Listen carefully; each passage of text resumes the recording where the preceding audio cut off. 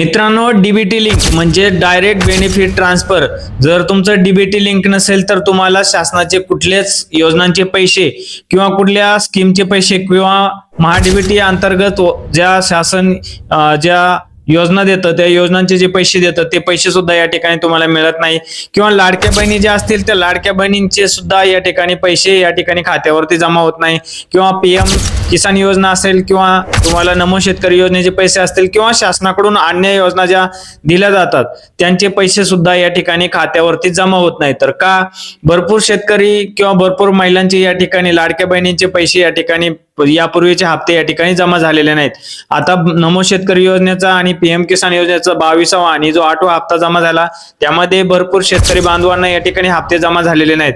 तर या सर्व कारणांचा एकच या ठिकाणी प्रॉब्लेम झाला होता, तो म्हणजे डीबीटी लिंक. भरपूर शेतकरी बांधवांचे या ठिकाणी डीबीटी लिंक नसल्यामुळे त्यांचे हप्ते जमा झाले नाहीत आणि लाडक्या बहिणींचे सुद्धा तेच झालं. डीबीटी लिंक नसल्यामुळे तुमचे हप्ते जमा झाले नाहीत. तर डीबीटी लिंक ही प्रोसेस अतिशय महत्वपूर्ण असते. तुमच्या आधार कार्डला तुमचं बँक अकाउंट लिंक असणं आणि तुमच्या आधार कार्डला तुमचे बँक अकाउंट तुम्ही बँकेत जाऊन केवायसी करणं, ह्या दोन प्रोसेस अतिशय महत्वाच्या असतात. आता तुम्ही बँक अकाउंट खोलायच्या टायमिंगला जर तुम्ही आधार कार्डचे झेरॉक्स दिले बँकेवाल्यांना तर तुम्हाला असं वाटतं की तुमचं अकाउंट डीबीटी लिंक झालं, पण तसं नसतं. तुम्हाला डीबीटी लिंक हे करून घ्यावं लागतं. तुमच्या आधार कार्डला जे अकाउंट लिंक असेल त्याच अकाउंटमध्ये तुमचे पैसे या ठिकाणी शासन जमा करतं. आता ही डीबीटी लिंक प्रोसेस अतिशय महत्वाची असते. आता ही डीबीटी लिंक तुम्हाला करण्यासाठी तुम्हाला एकतर बँकेत जावं लागतं किंवा आपल्या सरकार सेवा केंद्रात जावं लागतं. परंतु ह्या व्हिडिओमध्ये मी तुम्हाला घर बसल्या डीबीटी लिंक अकाउंट कसे करायचं, तुमच्या आधार कार्डला तुमची करंट बँक म्हणजे जे बँक अकाउंट तुमचं चालू आहे किंवा पूर्वीचं जो कुठलं बँक अकाउंट असेल किंवा दुसऱ्या बँकेमध्ये ट्रान्सफर करायचं असेल तर ते सुद्धा मी तुम्हाला या व्हिडिओमध्ये. तर ह्या व्हिडिओमध्ये आपण हेच बघणार आहोत की डीबीटी लिंक घर बसल्या आपल्या मोबाईल मधून आपल्याला कशा पद्धतीने करता येईल आणि त्यासाठी काय काय डॉक्युमेंट लागणार आहे, कशी प्रोसेस असणार आहे, संपूर्ण मी तुम्हाला या व्हिडिओमध्ये माहिती दाखवणार आहे. तर व्हिडिओ आपला नक्की शेवटपर्यंत बघा. चॅनलवरती पहिल्यांदा आला असेल तर चॅनलला सबस्क्राईब करून ठेवा आणि नोटिफिकेशन बेलला क्लिक करून ठेवा म्हणजे तुम्हाला असे महत्त्वपूर्ण व्हिडिओचे नोटिफिकेशन वेळोवेळी मिळत जातील. चला तर व्हिडिओला सुरुवात करूया.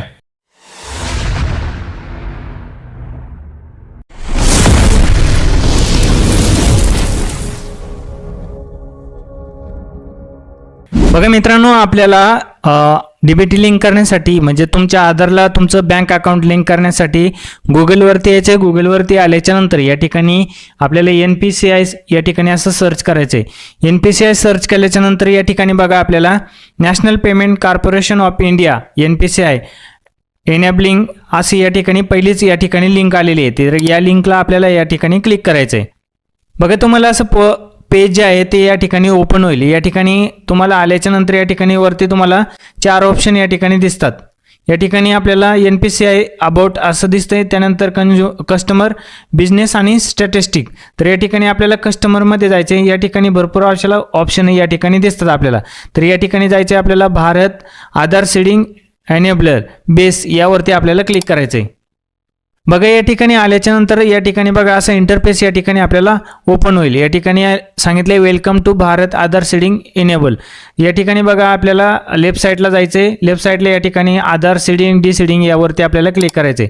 या ठिकाणी आल्याच्या नंतर बघा आपल्याला या ठिकाणी आधार सीडिंग डिसीडिंग या ठिकाणी करायचं आहे. बघा या ठिकाणी आपला जो आधार नंबर आहे तो आधार नंबर या ठिकाणी विचारलाय. तो आधार नंबर या ठिकाणी 12 अंकी जो आधार नंबर तो या ठिकाणी टाकून घ्यायचा आहे. बघा या ठिकाणी आधार नंबर टाकल्याच्या नंतर या ठिकाणी आपल्याला रिक्वेस्ट आधार जर आपल्याला सीडिंग करायचं असेल तर या ठिकाणी सीडिंग वरती क्लिक करा.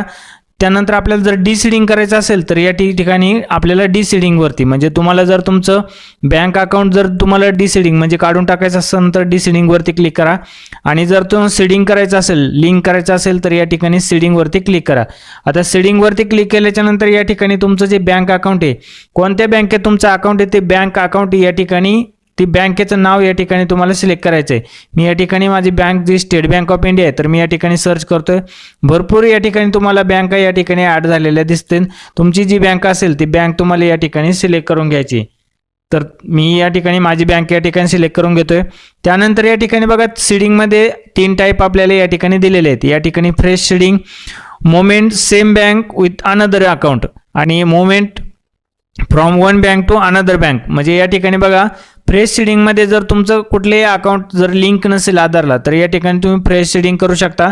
त्यानंतर 2 नंबरमध्ये विचारले same bank with another account, म्हणजे एकाच बँकेतून दुसऱ्या अकाउंट, म्हणजे तुमचे एकाच बँकेमध्ये जर अनेक अकाउंट असतील तर एका अकाउंटवरून दुसऱ्या अकाउंटला तुम्हाला या ठिकाणी लिंक करता येणार आहे सेम बँकमध्ये, म्हणजे एकाच बँकेत.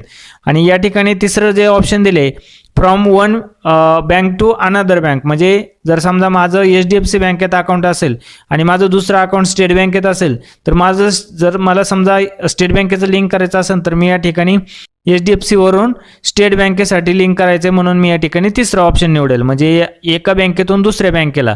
या ठिकाणी तुम्हाला असं 3 ऑप्शन या ठिकाणी दिले आहेत. तर मी या ठिकाणी माझं फ्रेश सीडिंग करतोय, तर या ठिकाणी मी फ्रेश सीडिंगवरती क्लिक केले.